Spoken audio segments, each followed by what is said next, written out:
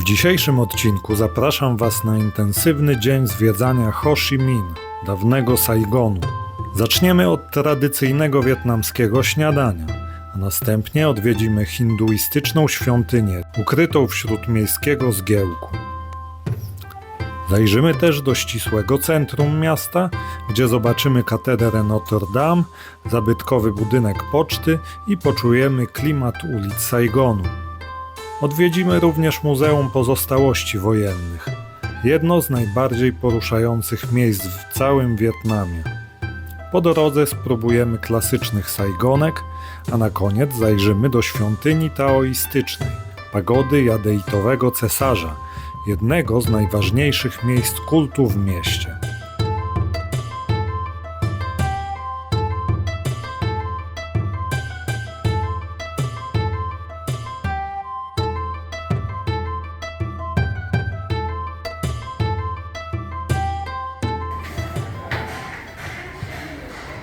Idziemy na to śniadanie. Niby jakieś kluseczki. Zobaczymy. Wcale nie mam ochoty jeść jakichś kluchów na śniadanie. Wolałbym po europejsku bułkę i kawę jakąś. No ale zjemy, a potem najwyżej się doję jeszcze.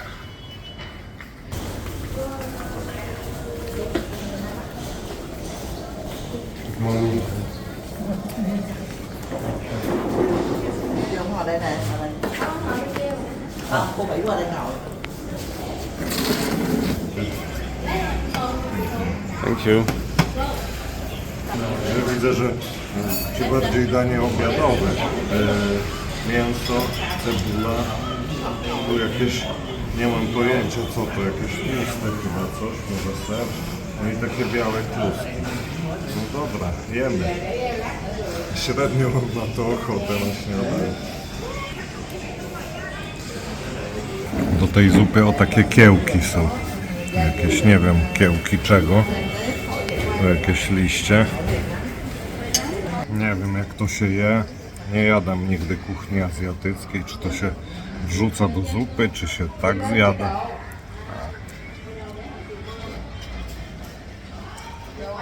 Takie tam. Jem po europejsku, nie pałeczkami, tylko łyżką. Takie słodkawe w smaku. Ale ja raczej nie jadam takich na słodko rzeczy, wolę ostre. Ale nie jest niedobre. Myślę, że damy radę zjeść.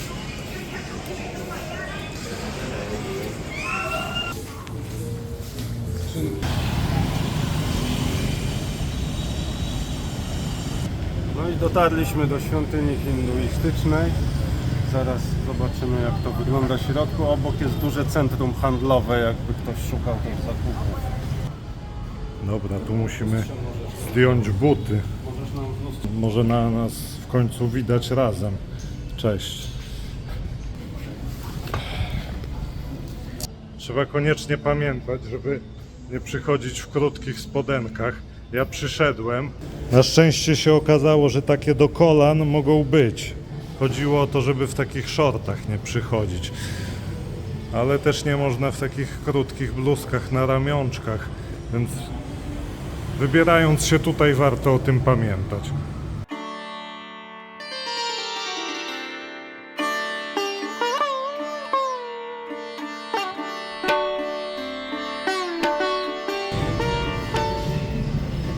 O, tu jakieś fajne takie kukiełki. Nie znam się na hinduizmie, nie wiem dokładnie co one tu przedstawiają. Ofiary z owoców są. Rzeczywiście, ofiary z owoców tu składają. A to jest Ganesha, ten ze głową słonia. słoń, no.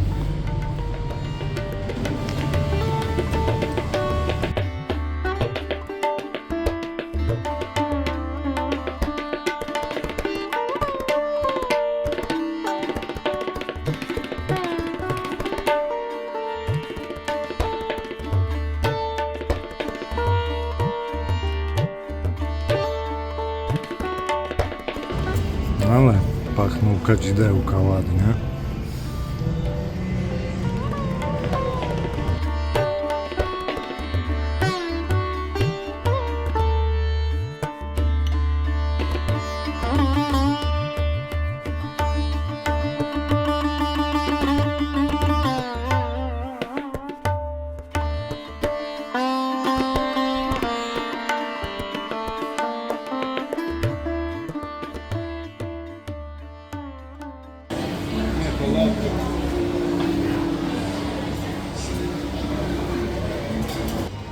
Jesteśmy w centrum handlowym, idziemy tutaj do kawiarni, bo jest klimatyzacja, jest chłodniej. A tu fajną kawkę widzieliśmy, to zaraz się napijemy. Było tutaj? Tam gdzieś.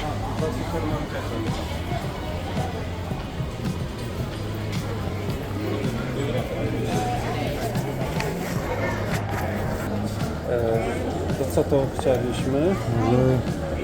Z mlekiem Kawę, zwykłą.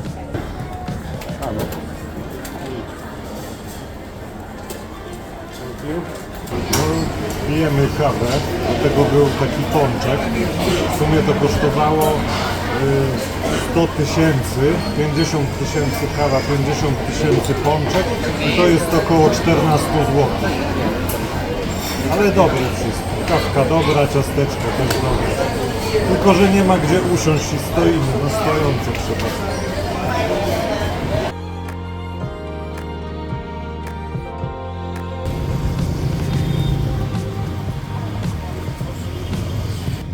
Zwiedzamy dalej. Teraz doszliśmy do opery. Coś podobnego w sumie jak mamy w Europie. Możliwe, że to Francuzi budowali jeszcze.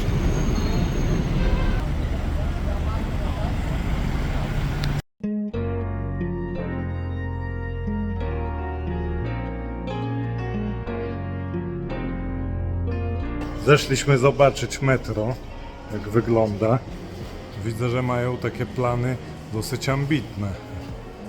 Ale na tą chwilę jest tylko jedna linia metra, ta zaznaczona na niebiesko. Także może później się przejedziemy, na razie tylko odwiedzamy.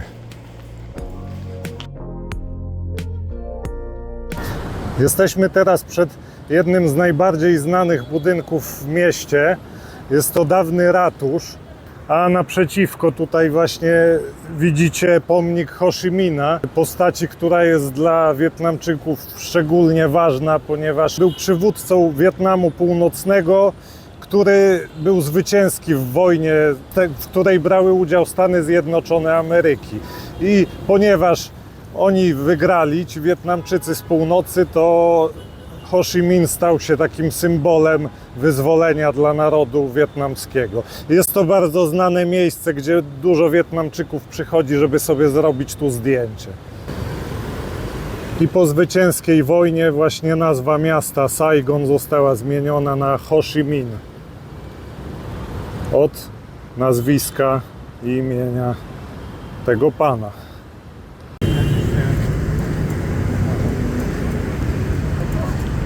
Kokosy. How much? 50. 50 To tyle co kawa. Pijemy znowu sobie z kokosa mleczko, ale muszę przyznać, że jest dużo lepsze niż to, które piliśmy w Belize. Zupełnie inny kokos, taki jakiś, nie wiem, to mniejszy i ociosany taki jakiś. No, Ale dobry, bardzo dobre, orzeźwiające, super. Koszt takiego kokosa to 40 tysięcy. pewnie zdarła z nas. Pewnie tak, pewnie cena dla tubylców jest dużo niższa. Ale za to sobie zdjęcie z nią zrobić. Cena takiego kokosa to 40 tysięcy, a 40 tysięcy to jakieś 5-50 zł. Znajdujemy się w tym momencie przy jednym z najbardziej znanych obiektów w mieście, katedrze Notre Dame. Niestety, jak widzicie, jest w remoncie, więc za wiele nie zobaczymy, ale zaraz spróbujemy podejść od drugiej strony, może coś będzie tam widać. Jako ciekawostkę powiem Wam, że katedra została zbudowana w XIX wieku, czyli jeszcze w czasach kolonialnych przez Francuzów i w całości została zbudowana z materiałów sprowadzonych z Europy.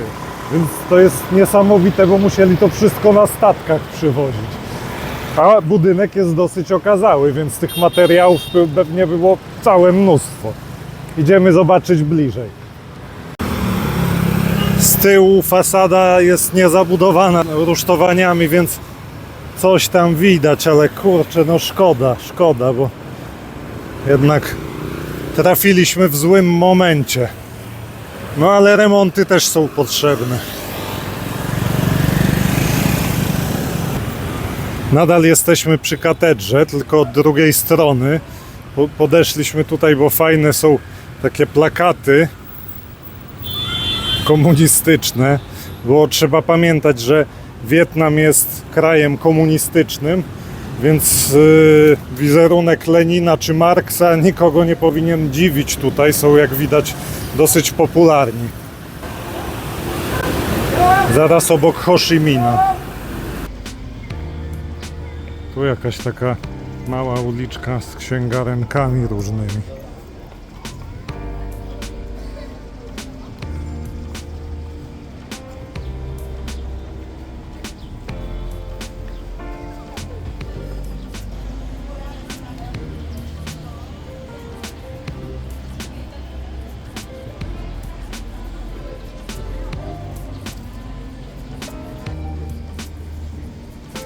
Zdjęcia z różnych świąt, które tu są obchodzone. Fajne.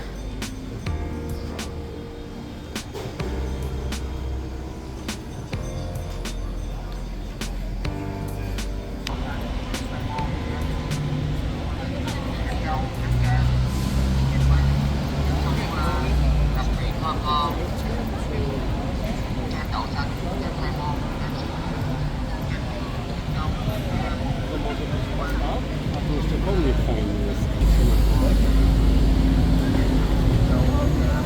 Nadal znajdujemy się w okolicach, w bezpośrednim sąsiedztwie katedry. Za mną widzicie budynek poczty.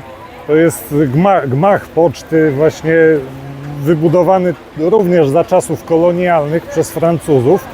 I co ciekawe, wnętrze budynku jest tak zaprojektowane, żeby przypominało dworzec kolejowy, a w środku w tym momencie sprzedają głównie pamiątki, ale jest też osobny taki na końcu dział, gdzie nadal działa poczta, i za chwilę wejdziemy i zobaczymy, jak to wygląda w środku.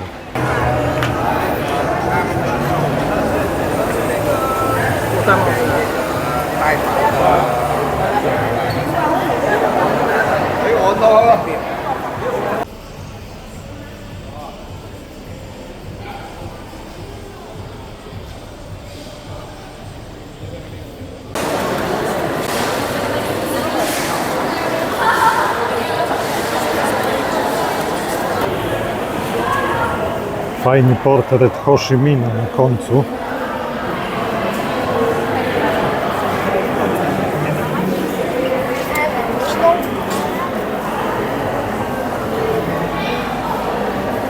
No tu właśnie siedzą panie za ladą i tu można wysłać kartki pocztowe, listy. Widzę, że nawet jakieś paczki stoją.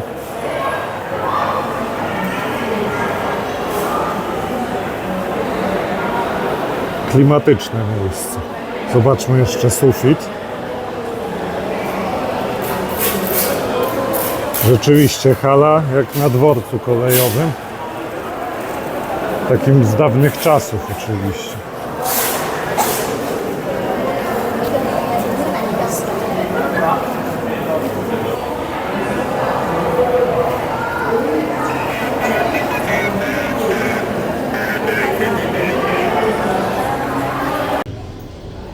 Idziemy teraz w boczną alejkę. Są kapelusze Wietkongu.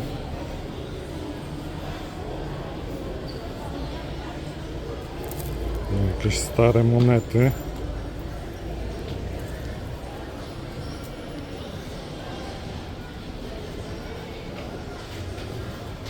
Kotki szczęścia machające łapką. Znaczki. To jest bardzo fajna rzecz, ładnie wykonana, sam raz na pamiątkę z Wietnamu.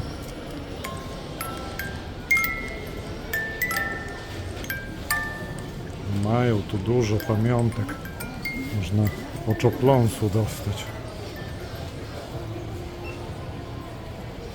Magnesy.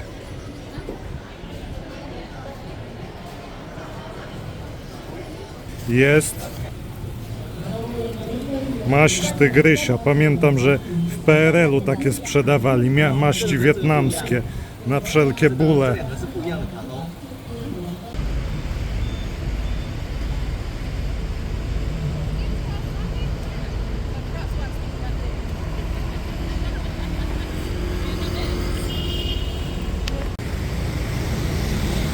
Dotarliśmy do Muzeum Wojny, które zamierzamy zwiedzić.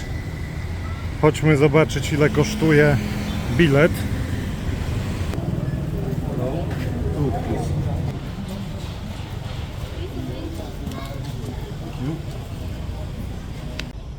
Wstęp do muzeum kosztuje 40 dongów, czyli to jest jakieś 5,50 zł. Właściwie to nie jest Muzeum Wojny, tylko Muzeum Pozostałości Wojennych. Wszędzie tutaj to, co widzicie, to są sprzęty, które armia amerykańska porzuciła po wycofaniu się z Wietnamu.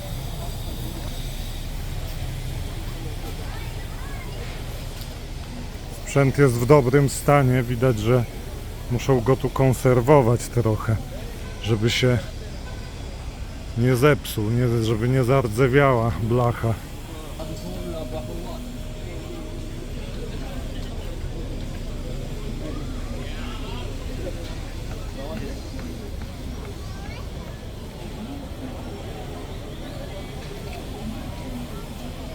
Robi wrażenie.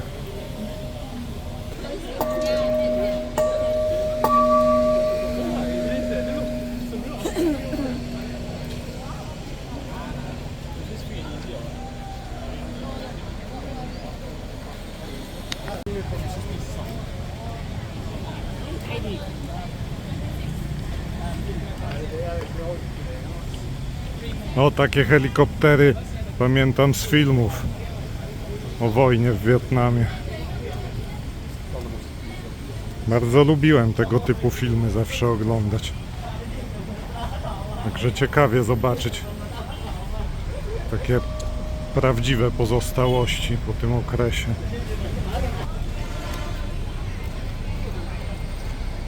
Zajrzyjmy do środka.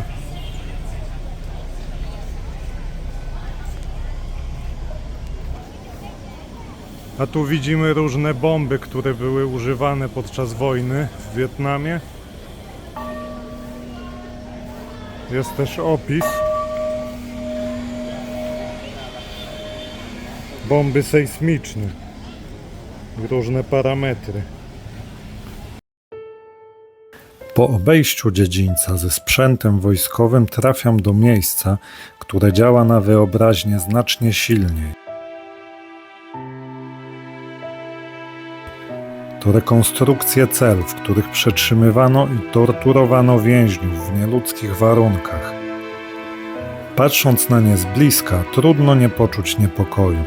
Wszystko jest tu surowe i przerażająco realistyczne. W środku muzeum panuje ciężka, przytłaczająca atmosfera. Na ścianach wiszą dziesiątki fotografii dokumentujących tragiczne skutki wojny. Dla żołnierzy, ale przede wszystkim dla cywilów. W gablotach znajduje się broń, amunicja, fragmenty bomb kasetowych. Wszystko to przypomina, jak potężne zniszczenia może wyrządzić człowiek drugiemu człowiekowi.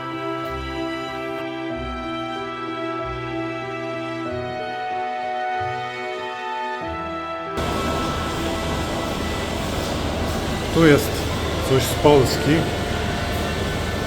Polacy oddają krew dla Wietnamczyków w ramach przeciwstawienia się agresji Stanów Zjednoczonych.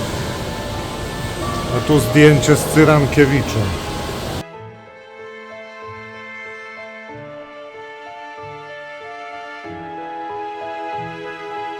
Na ostatnim piętrze znajdują się fotografie poświęcone ofiarom wojny. Ludziom dotkniętym bronią chemiczną, przede wszystkim Agent Orange. Nie zdecydowałem się tego filmować, to zbyt poruszające i zbyt smutne. To miejsce skłania do zadumy i zostawia człowieka z ciężarem, który trudno z siebie zrzucić. Na dziedzińcu muzeum stoi dzwon pokoju, odlany z łusek po pociskach artyleryjskich. To symboliczny apel o zakończenie wszelkich wojen i cierpienia. Odwiedzający mogą w niego uderzyć, jako gest pamięci o ofiarach i wyraz nadziei na świat bez przemocy. Jego dźwięk ma przypominać, jak cennym, a jednocześnie kruchym dobrem jest pokój.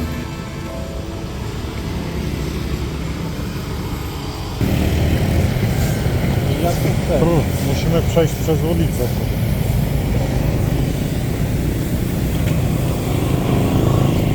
Pałac Zjednoczenia.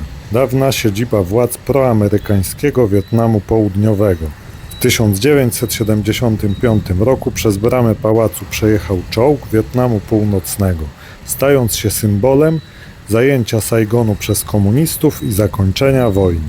No, dzisiaj na obiad będziemy jeść takie mięso wieprzowe, ale też ważna sprawa, bo mamy sajgonkę. A bardzo chciałem spróbować sajgonki w Saigonie. Ja też. Rafał to samo zamówił, także jemy. Tutaj jakiś taki sosik ciekawy. No i oczywiście piwko, Saigon. To próbujemy. Dobra, próbuję.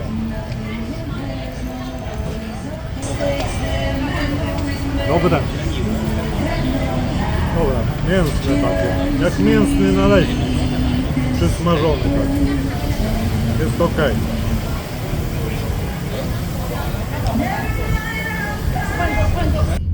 Bogowie greccy.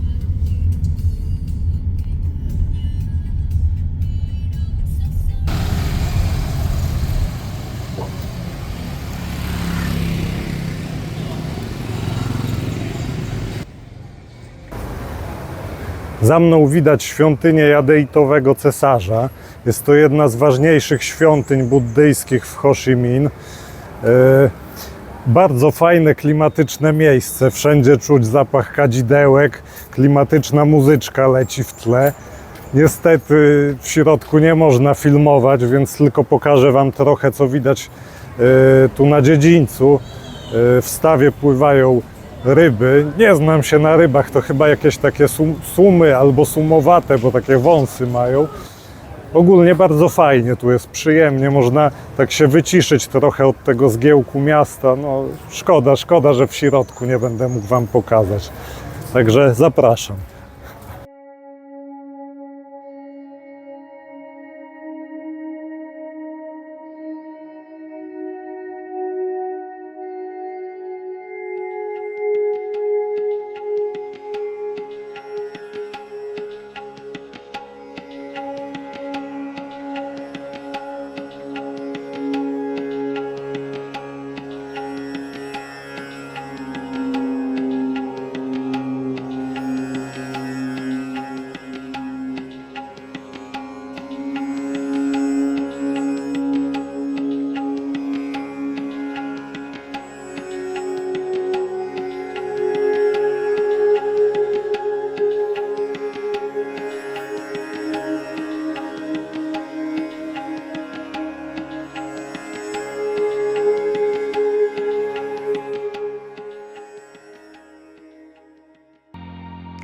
Opuszczamy już Wietnam, ale jeszcze tu wrócimy.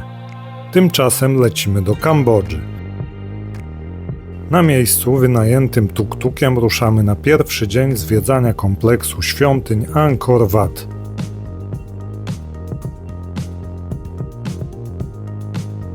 Spotkamy też kilku przedstawicieli lokalnej fauny. Pogoda spróbuje pokrzyżować nam plany, ale nie damy się tak łatwo. Oczywiście spróbujemy też lokalnego street foodu. Jeśli podobał Ci się ten odcinek, zostaw łapkę w górę i zasubskrybuj, żeby nie przegapić kolejnych. Do zobaczenia w kolejnym odcinku.